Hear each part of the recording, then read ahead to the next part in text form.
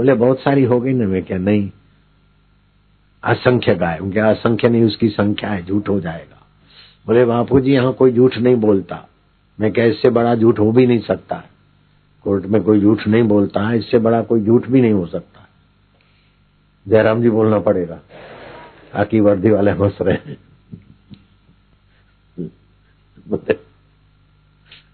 अनुभव है इनको सब। विधानसभा अध्यक्ष भी हंस रहे हैं। तो मैं क्या 5,000 लिखो आप। बोले 5,000 गायों का मैं पालन पोषण करता हूँ। मैं क्या एकदम झूठी बात है, गायों का मैं पालन पोषण नहीं करता हूँ। गाय हमारा पालन पोषण करती है। गाय ने हमको नहीं कहा तुम रखो, हम अपनी गरज से उनको रख रहे हैं, अपने मतलब से। भाई पुण्य कर्म है और गाय के दूध से हम पालित पोषित होते, तो ऐसा लेगा। और भी जो सवाल पूछे वो जज, सरकारी वकील, दूसरे विरोध पक्ष वालों के वकील, सब के सब इतने संतुष्ट हुए कि विरोध पक्ष के वकील ने कहा कि आश्रम में तांत्रिक नहीं होता। मैं मानता हूं, मैं भी ब्राह्मण। फिर वो पहले जब पूछा ना तो बोले बापूजी आपके आश्रम से जो निकल गए वो लोग आपके खिलाफ बोल रहे हैं।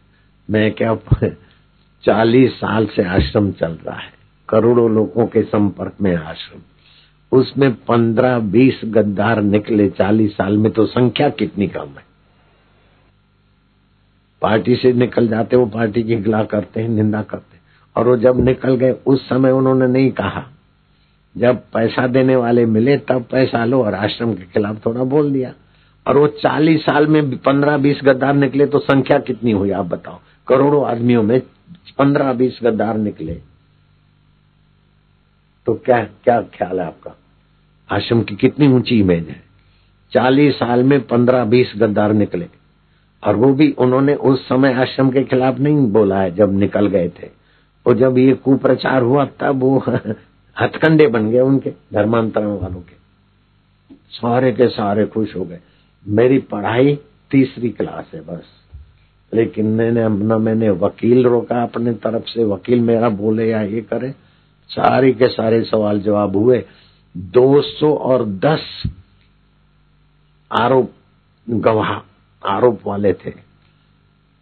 सुनार की 100, लोहार की 1, सुनार की 100, लोहार की 1। जब हमारी गवाही हुई तो सबका सफाया हो गया। जयराम जी बोलना पड़ेगा। तो मैं ये चाहता हूं कि आपके जीवन में 498 हो चाहे दूसरा कोई हो, आप सत्य के पक्ष में रहिए और ईश्वर आपकी रक्षा करते हैं, करते हैं, करते हैं। ईश्वर आपके सहायक होते हैं, होते हैं, होते हैं। मैं गांधी जी के प्रति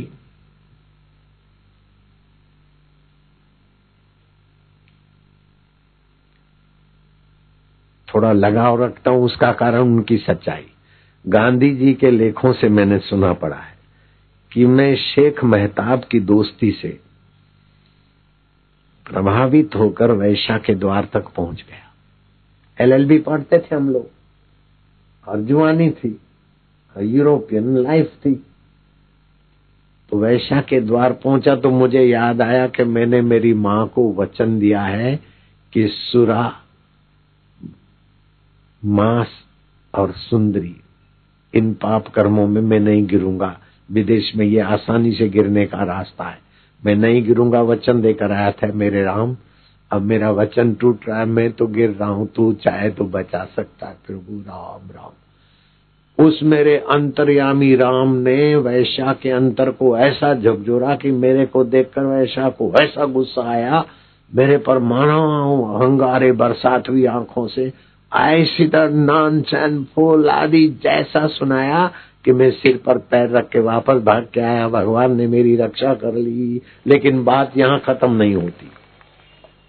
कुछ महीनों के बाद शेख मेहताब के फिर बहकावे में, दोस्ती में, दूसरी वैश्या के पास गए, और वहां भी मैंने पुकारा कि मैंने तुम्हारे आगे माँ को वचन दिया है, तू चाहे तो बचा सकता है। भगवान ने उस वैश्या के मन में भी ऐसा मेरे लिए नफरत पैदा कर दी कि उस वैश्या ने भी मुझे डांट के भगा दिया। क्या मोहनलाल की सच्चाई और क्या भगवान की करुणा कृपा है। एक बार उनका बेटा जब वो अफ्रीका से और विदेशों से पढ़ लिख के भारत के अंदर जो अत्याचार कर रहे हैं अंग्रेज, भारतीय संस्कृति तहस नहस कर रहे हैं, मिशनरी वाले ये कर रहे हैं, ये वो, तो उनको दुख हुआ तो लोगों को आजाद कराने के लिए हलचल चलाई गांधी जी। तो बम्बई रहते थे उन दिनों में। तो मणिलाल उनका 10-11 साल का रहा होगा, बुखार उतरे ही नहीं। पारसी डॉक्टर ने कहा दूध में अंडा डाल के पिलाओ, ये वीक हो गया, कमजोर हो गया। बोले शरीर को बचाने के लिए मन बुद्धि को अपवित्र करना, गाड़ी को बचाने के लिए इंजन उखाड़ के फेंकना, ये तो क्या मोहनलाल आप अंडा नहीं पिला सकते? बोले नहीं, स्वास्थ्य के लिए, शरीर की स्वस्थता के लिए आत्मा की अधोगति करना हमारे वश का नहीं। अच्छा तो तुम पट्टियां रखते रहना। पारसी डॉक्टर ने कहा मैं नहीं आऊंगा। बोले कोई बात नहीं। वो समुद्र किनारे गए मोहनलाल गांधी। भगवान मणिलाल मेरा बेटा नहीं है, उसका शरीर मेरे शरीर से पैदा हुआ है, लेकिन वो बेटा आपका है। मैं तो उपचार करके थका, अब उसको अंडा पिलाऊं, ये करूं, उसको अशुद्ध करूं, मेरे वश का नहीं। आप चाहे तो उसे बचा सकते। हे राम, हे राम, हे राम, राम। शांत हो गए। यहाँ शांत हुए अंतर्यामी राम ने, और वहां राम ने क्या काम किया? राम की प्रार्थना ने मणिलाल को पसीना पसीना पसीना कंबल उड़ाया था, और मणिलाल ठीक हुआ। माँ कहाँ है? कस्तूरबा से पूछा। पिताजी कहाँ है? बोले बेटे वो गए समुद्र तट पर। थोड़े उदास थे, डॉक्टर नाराज होकर चला गया। वो मणिलाल सामने से मिला। पिताजी, गांधी बोलते हैं कि रोटी खाने से भूख न मिटे तो हो सकता है, पानी पीने से प्यास न मिटे तो हो सकता है, लेकिन प्रार्थना करने से भगवान मदद न करे ये हो ही नहीं सकता। मेरा खास अनुभव। तो प्रार्थना कब हृदय से निकलती? कि अपने सारे पुरुषार्थ अकल होशियारी कब जब देखे फीका लग रहा है, और भगवान ही सर्वोपरि है। भगवान सब कुछ जानते, सब कुछ कर सकते, और हमारे परम हितैषी है। ये बात आप पक्की कर लो। भगवान सब जानते हैं, सब कुछ कर सकते हैं, उल्टा पुल्टा भी कर सकते हैं। आपको मैं कई दृष्टांत बता सकता हूं। आगरा में शाहगंज है, अगर मैं झूठ बोलूं तो तुम मरो। सभाध्यक्ष सहित सबका कसम खा रहा हूं। सभाध्यक्ष की कसम खाना कोई बच्चों का खेल है? आगरा में शाहगंज है, अगर मैं झूठ बोलूं तो तुम सब मरो। है ये झूठ काहे को बोलूंगा? प्यारों की कसम झूठी क्यों खाऊंगा? वहां शाहगंज में छमछम गली, और छमछम गली का रास्ता श्री कृष्ण गौशाला में जाता है। अभी भी जांच कर लेना। वहां मेरे गुरुजी थे, गौशाला थे गुरुजी। कोई गरीब आया, बाबा पैसा भी नहीं है, और डॉक्टर बोलते हैं कि आंखों का ऑपरेशन खतरे से खाली नहीं है, पैसा भी नहीं है, ऑपरेशन भी सफल होगा कि नहीं। बाबा मैं अब आपकी शरण आया हूं। अरे बोले चिंता मत कर, वो आंकड़े का पत्ता है ना, आंकड़ा नहीं दिख रहा, वो तोड़ के, यह है ना, ऐसा कहीं होगा तुम्हारे घर के बाद, आंकड़े का पत्ता तोड़ के उसका दूध डाल देना। आप लोग नहीं डालना है, एसिड होता है। उसने डाल दिया और आंखें ठीक हो गई।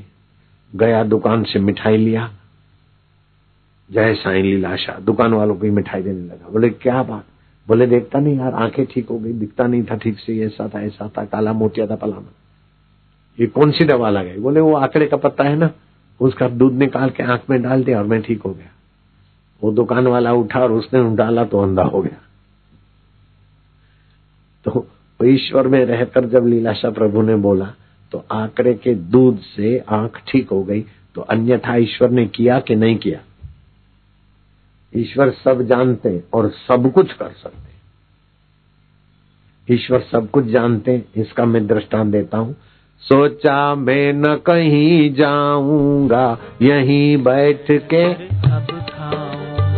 जिसको गरज होएगी आएगा, सृष्टि करता खुद लाएगा। ही मन विचार वे लाए, क्यों ही दो किसान वहाँ आए। दोनों सिर पर बांधे साफा, खाद्य के लिए दोनों हाथा। बोले जीवन सफल है आज, अर्घ्य स्वीकारो महाराज। बोले संत और पै जाओ, जो है तुम्हारा उसे खिलाओ। बोले किसान आपको देखा, स्वप्न में माघ रात को। अब देखो, मैं डीसा के एकांत आश्रम में था। गुरुजी की आज्ञा थी रोज 1-8 घंटा लोगों के लिए बाउंड्री खोल दिया करो और सत्संग सुनाया करो।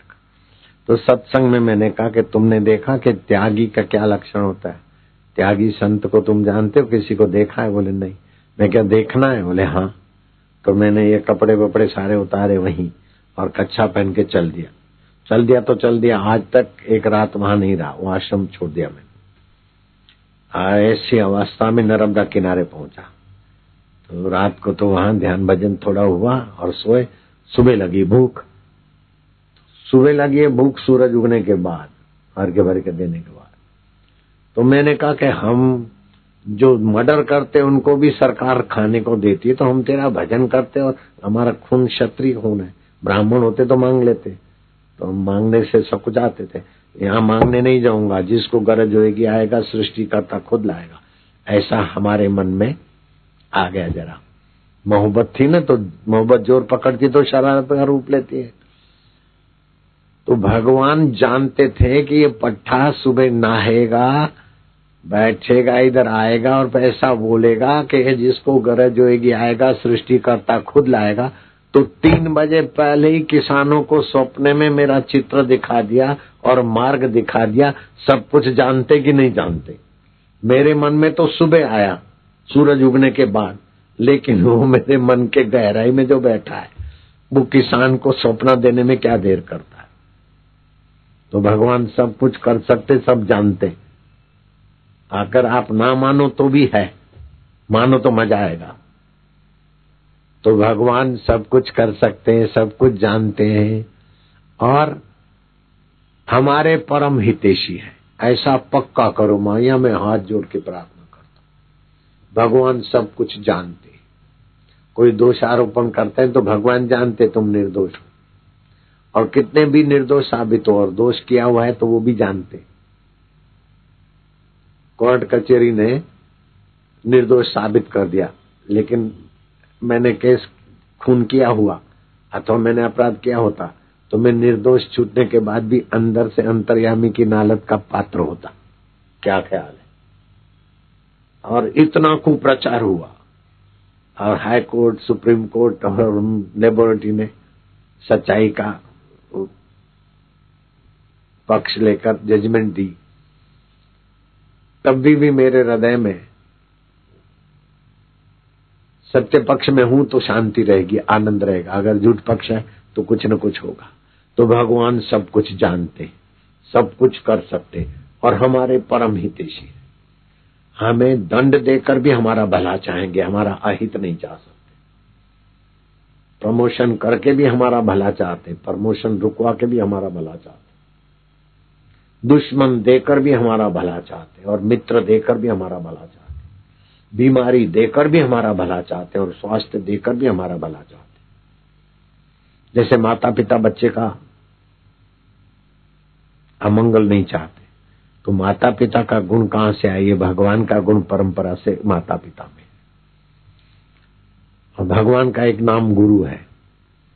गुरु माना लघुता से जो पार कर दे, वही भगवान का गुण जिस संत में आया वो गुरु। तो ये दुनिया किसी मूर्ख ने नहीं बनाई, तुम्हारे दुश्मन ने नहीं बनाई, तुम्हारे हरीफ ने नहीं बनाई। ये दुनिया बनाई तुम्हारे सर्व समर्थ, सब कुछ जानते, सब कर सकते और तुम्हारे सर्व हितैषी है, सर्वोपरि हितैषी है, उस भगवान ने बनाई। ऐसा पक्का करोगे तो आपको आत्म शांति मिलेगी। शरीर की बीमारी आई तो बदपरहेजी से आई तो अब बदपरहेजी मिटाने के लिए सावधान। अगर किसी कारण आई पूर्व काल के पाप से तो पाप मिट रहे, बीमारी को मिटाने का उपाय करो। लेकिन मैं बीमार हूं करके दुख मत बनाओ। मैं दुखी हूं, दुख को गहरा नहीं। मैं भगवान का हूं और भगवान मेरे हैं। भगवान चैतन्य है, जानते हैं और हमारे हितैषी है। और भगवान की जानकारी से ही हम जानते हैं। भगवान की चेतना और ज्ञान है, तभी हमारी इंद्रियां और मन सब जानता है थोड़ा बहुत। तो मूल जानकारी भगवान की सत्ता से आती।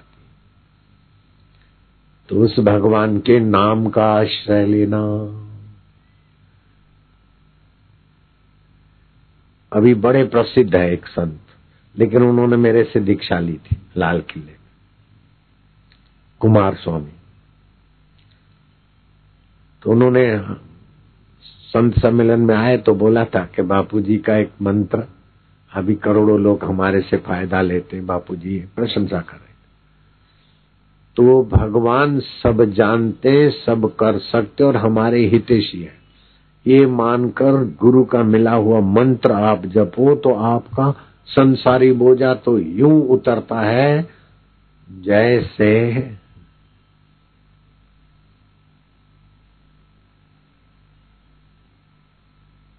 भगवान के दर्शन से जीव की मान्यता का बोझा उतर जाता है। ऐसे भगवान की सत्ता महता मानने से बोझा उतर जाता है। भगवान सब कर सकते हैं। प्रयागराज में मोतीलाल नेहरू पार्क है, अभी नाम उसका, कंपनी बाग नाम में विद्या। पहले अल्फट पार्क था उसका नाम। उसमें एक संत इतवार को रामायण का पाठ करते और सत्संग की व्याख्या करते। तो एक छोरा जो ईसाई बन गया था, सैंपल सेक्शन नाम था, श्यामलाल सक्सेना में से सैंपल सेक्शन बन गया था पादरियों के बहकाव में आकर। वो बोलता रामायण झूठी है, रामायण लेखक को तुमने देखा नहीं, राम को देखा नहीं, तो क्या रामायण कर रहे हो, भगवान यीशु को मानो, ये करो, कुछ बकता था। तो दैनिक अखबार के मालिक भट्ट जी एक बार आकर बैठे और छोरे की उद्दंडता देखकर उसके सारे तर्क काट के फेंक दिए, कुतर्क। उसने बोला आपने मेरे तर्क तो काट दिए, लेकिन मैं तब मानूंगा जब कोई चमत्कार देखूंगा। तो भट्ट जी नाराज होके उठ गए, मुख्य संपादक। दूसरे हफ्ते कोई संत आके बैठे थे, वो रामायणी बाबा की कथा सुनने। तो बाबा तो बेचारे खाली हिंदी पढ़े थे और व्याख्या करते थे थोड़ी बहुत। तो उस संत ने कहा तो उद्दंडता करता है, क्या चमत्कार देखना चाहता है, तो भगवान को तो मानेगा नहीं, लेकिन तेरे को मैं चमत्कार दिखाता हूँ। आज इतवार है, अगले इतवार तक अगर तेरे को भगवान चमत्कार नहीं दिखाए तो मैं ये साधुताई के भेक उतार दूंगा, दाढ़ी बाड़ी मुंडन करा दूंगा, अंग्रेजी बाल रखा लूंगा और तेरे यहाँ चपरासी का काम करूंगा। तू पीएचडी करता है, अमीर का बेटा है, इलाहाबाद में रहकर पीएचडी करता है, तेरे बाप जमींदार हैं जो है, लेकिन मैं अगर तेरे को चमत्कार नहीं दिखे तो मैं तेरा चपरासी हो जाऊंगा। तू भगवान को नहीं मानेगा, फिर भी तुझे चमत्कार में दिखाता हूं। तारे के सामने देखना, ध्रुव तारे के सामने, वो भगवान के भक्त है, ये भले तू मत मान, एक तारा है लेकिन वो भक्त है, उसके सामने 1 घंटा रोज देख, 7 दिन के अंदर तुझे चमत्कार नहीं मिले ना तो फिर मैं तेरे यहाँ का प्यून बन जाऊंगा। 7 दिन तो क्या, दूसरे 7 दिन, आज का इतवार पूरा हो, दूसरा इतवार पूरा हो तो लंबा खत लेकर आया, और मैं गूंगा हो गया हूं इसलिए ये पत्र लिखना पड़ता है और मुझे विश्वास है कि आप मेरा पत्र पढ़ोगे। पत्र में लिखा था कि इतवार रात को मैंने ध्रुव तारा देखा, कुछ भी नहीं, सोया तो थोड़ा तारा तारा देखा तो स्वाभाविक है। दूसरे दिन कुछ और रंग बेरंगी चित्र दिखे। मंगल की रात को कुछ तारे तारे दिखे, लेकिन बुधवार की रात को मैं कसम खा के कहता हूं कि मेरा पाला हुआ कुत्ता भौंकता हुआ मेरे पलंग पे चढ़ गया और मेरे पेट पर बैठ गया। आगे के पैर खड़े थे और पीछे के पैर बैठ गए, जैसे रिकॉर्डिंग में नहीं कुत्ता होता है बैठा हो। ऐसे मेरे पेट पे मेरा पाला हुआ कुत्ता बैठा तो मुझे ताजुब हुआ ही क्या कैसे आज आ गया ऐसे। ये सोचूं इतने में मेरा पाला हुआ कुत्ता, कई वर्षों से मैं उसके स्वभाव को जानता था, आज मुझे आश्चर्य होता। वो पाला हुआ कुत्ता अपना सिर मेरे कान के तरफ करके मुंह और मनुष्य बोले उस भाषा में बोला कि ईश्वर की सत्ता और महत्ता का परिचय इससे ज्यादा क्या चाहता है मूर्ख। कुत्ता जब मनुष्य भाषा में बोला तो मुझे जर्क लगी, मूर्ख बोला। उसके बाद मेरी जीभ चलने से इनकार करती, मेरे को गूंगापन हो गया और कुत्ता जंप मार के नीचे उतरा और बैठा। हे राम, कुत्ते तो हू करते न, राम। कुत्ते ने दम तोड़ दिया। बाबा अब कृपा करो मैं पूर्ववत बोलने वाला हो जाऊं। अब मैं हिंदू धर्म छोटा है या तुच्छ है ये कभी नहीं बोलूंगा। बाबा ने कहा हिंदू धर्म के साधु की निंदा करेगा? नहीं, रामायण झूठा है। अरे पागल, रामायण किसने बनाया? अब घड़ियाल किसने बनाया तुमने नहीं देखा, तभी भी घड़ियाल के अस्तित्व से इसके बनाने वाले को मानना है। सूरज किसने बनाया तुमने नहीं देखा, फिर भी मनुष्य का बनाया हुआ नहीं है तो कोई है ईश्वरीय सत्ता। समुद्र मनुष्य का बनाया हुआ नहीं, सरकार के बाप का समुद्र नहीं बनाया हुआ, फिर भी समुद्र है। तो जो मनुष्य सत्ता से अलग है तो उसमें हम ईश्वरीय सत्ता मानते। बोले बाबा आप जो कहोगे। बोले आप बोलो हिंदू धर्म महान है कि नहीं? बोले है। मैं आज से अपना सिंपल सेक्स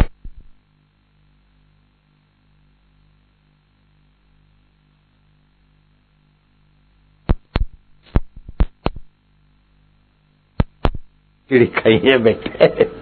जा अब तारा को ऐसा माना कि तारा नहीं भगवान का भक्त है। संत और भक्त के दर्शन करने से पाप मिटते, ऐसे करके तेरे पाप मिटेंगे।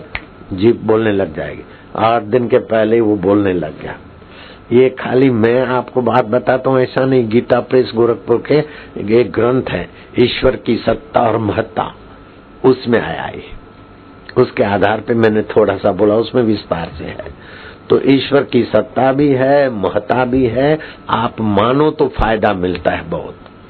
हेलीकॉप्टर ऐसे गिरा कि पंडाल के पास में ही हेलीपैड था और हजारों आदमी तो बापू के दर्शन और स्वागत के लिए इकट्ठे थे और हेलीकॉप्टर गिरा ऐसे मुंह के बल से, तो उसके पंख तो उड़ के कहीं कहीं गए, लेकिन इतनी सारी भीड़ में पंख किसी को भी लगता तो 10-5 को गिरा सकता था। 3 पंख, 2-3 पंख जो भी होते हैं हेलीकॉप्टर को, और उसके पुर्जे उड़े तो किसी को भी आंख में हाथ में कहीं भी लगे तो जख्मी हो सकता था। और हमारा हेलीकॉप्टर मुंह के बल गिरा तो आगे तो पुर्जे उड़ गए थे, हमारे पैर धरती पे आ गए थे। हेलीकॉप्टर में हम थे लेकिन अंदर पुर्जे सब नहीं हो गए तो हमारे पैर धरती पे थे। कुछ भी नहीं लगा और थोड़ी देर के बाद मंच पर हम हंसते खेलते आए। इसके पीछे भगवान की सत्ता माता है कि नहीं?